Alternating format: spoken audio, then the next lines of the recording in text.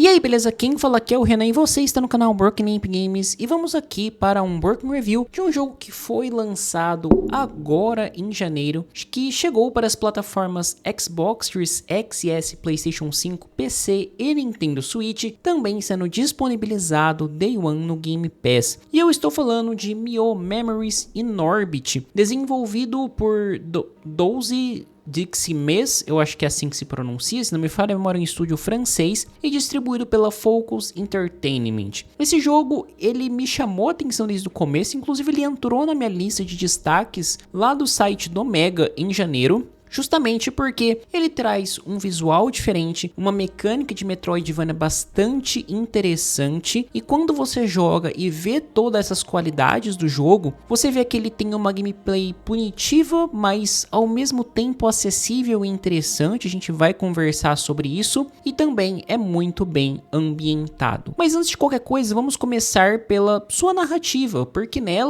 ela é bastante abstrata de forma geral e vai ganhando corpo com a exploração, que é um aspecto muito importante aqui dentro. Então a gente começa controlando uma robô chamada Mio, que é a mesma que dá título ao jogo, e o jogador ele é colocado num ambiente hostil que vai mesclar o artificial com o orgânico. E partindo dessa base narrativa, a história se passa em uma grande nave abandonada, onde devemos explorar e descobrir o motivo da decadência dessa nau, que em algum momento serviu para o transporte de pessoas, mas atualmente encontra-se praticamente morta, a não ser pela presença de robôs, em que muitos deles são agressivos. E a gente vai explorar essas gigantescas salas de maquinário, conhecer alguns robôs amigáveis que vão fazer parte também da nossa jornada e enfrentar diversos inimigos e chefes. Então é uma narrativa, que nem eu falei, que começa bastante abstrata, mas quanto mais você vai explorando, mais você vai conhecendo o passado daquela nave. Os diálogos com os personagens são interessantes, os NPCs são muito legais, e é um ponto muito bom do jogo essa questão de narrativa e ambientação. E eu já incluo esses dois pontos no mesmo balaio, justamente porque o visual e a parte sonora vai ter uma importância muito grande aqui. Então o jogo como um todo, ele tem um tom de pesar muito grande, combinando com toda a decadência do ambiente.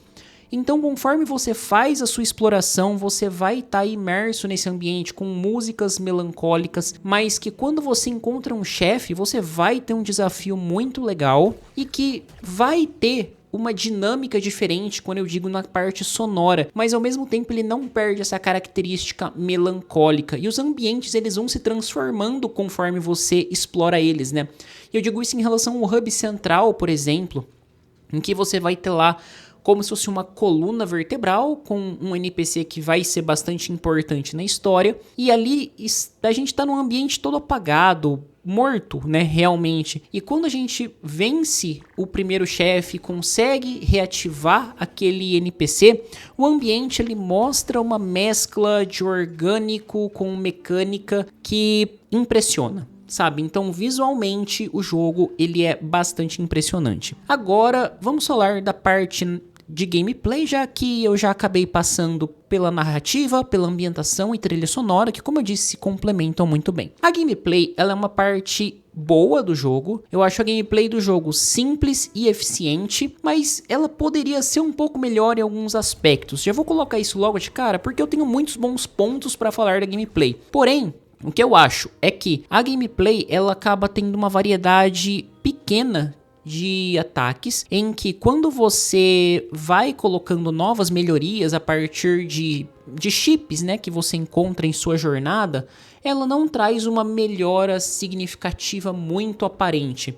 Quando é alguma mecânica que modifica sua visão, por exemplo, de ver a vida dos inimigos, beleza, mas você não tem um ataque diferente. Você vai ganhar algumas coisinhas ali, ganha uma esquiva, ok. Só que o seu ataque ele não tem uma questão de forte e fraco, você tem um ataque único. Então você vai para uma batalha de um chefe, você entende a movimentação dele, mas você não tem, por exemplo, um ataque ataque mais carregado, você tem alguns perks que você pode equipar, vai causar uma explosão quando você tomar um dano. Seu dano aumenta com quanto menos de vida você tem. Então isso você pode alterar, mas a mecânica em si da personagem de combate eu acho ela um tanto quanto pobre. A Mio ela não tem uma mecânica muito complexa ou que evolui mais naturalmente. Você vai ficar dependente desses perks que você vai encontrando em sua jornada, ok? Então, como eu falei, a gente tem os chefes, são bem desafiadores, a exploração é bastante gostosa e desafiadora também, e no geral é um jogo bastante punitivo, porque você vai ter poucos pontos de checkpoints, digamos assim. Quando você morre, você retorna para o seu hub central, que é praticamente o centro do mapa,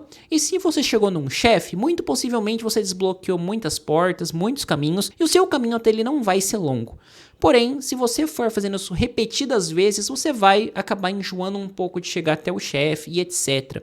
O que já me leva para a parte de acessibilidade ou de facilitação do jogo, que não te exime de melhorar a sua gameplay. E isso eu achei muito interessante a forma com que foi implementada. Porque aqui o jogo ele não vai ter uma dificuldade, ele vai vir com uma única dificuldade padrão ali, em que você vai tomar os seus danos ali, você não tem muita vida inicialmente, né? Você vai ter 2 pontinhos de vida e depois você vai desbloqueando mais escudinhos que você pode equipar. E quando a gente fala de facilitar o jogo, eu digo de 3 itens que você pode acionar ou desativar em qualquer momento do jogo, que é o modo pacifista, em que os inimigos comuns só te atacam se você atacar eles primeiro. Então, se você quer focar só na exploração, o jogo tá cansativo para você, você pode pôr no modo pacifista e seguir explorando o cenário e buscando as coisas que você quer, farmando nos inimigos que você quiser, aí sim você vai startar o combate. Aí você também vai ter a adição de melhoria de vida, que vai ter um escudinho, em que se você ficar parado no chão 5 segundos, de 5 a 10, se não me falha a memória,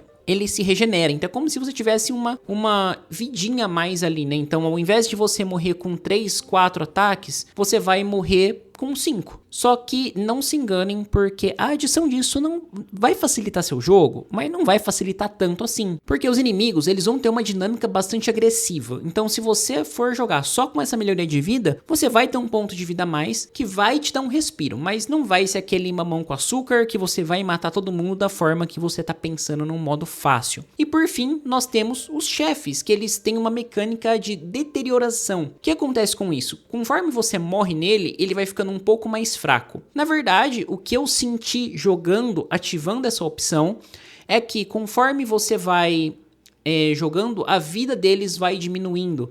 Mas novamente, não se enganem achando que vai ser fácil, porque mesmo com essa modificação, você ainda continua dando o mesmo dano, você ainda continua com a mesma vida. E para você ter uma melhora significativa, né, ou seja, uma diminuição significativa na barra de vida do chefe, que seu ataque vai arrancar grande parte, você vai ter que morrer muito, de verdade. Então é muito mais fácil se você quiser jogar com isso ativado, mas como eu falei, aprendendo a movimentação do chefe, entendendo como ele funciona. E o que eu achei graça em todas essas adições é que elas, sim, podem tornar o jogo mais fácil, porém, elas não te eximem de melhorar a sua gameplay, tá? Então, eu achei interessante como isso foi implementado para não impossibilitar que você progrida, por exemplo, no mapa, só que ainda assim exigindo a sua habilidade. Gostei bastante disso e da gameplay de forma geral, eu acho que talvez um pouco mais de checkpoints para evitar alguns trechos mais repetitivos e também a questão de alguma variedade a mais de ataque seria mais interessante para você não é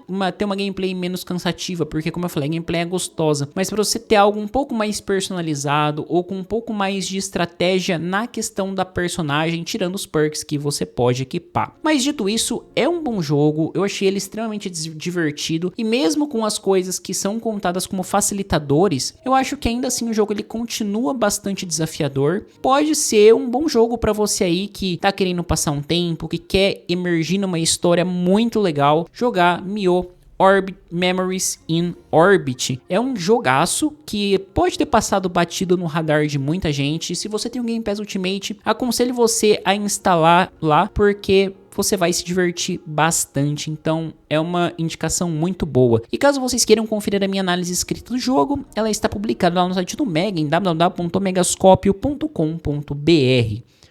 Bom, é isso aí, o vídeo vai ficando por aqui, espero que vocês tenham curtido, se inscreva no canal, ative o sininho para não perder nenhum conteúdo e nos comentários me fala aí se vocês já jogaram Mio Memories e Norbit, o que vocês acharam, se correspondeu à expectativa de vocês, lembrando sempre que sugestões para futuras temáticas são sempre muito bem-vindas. Bom, é isso aí, muito obrigado e até a próxima.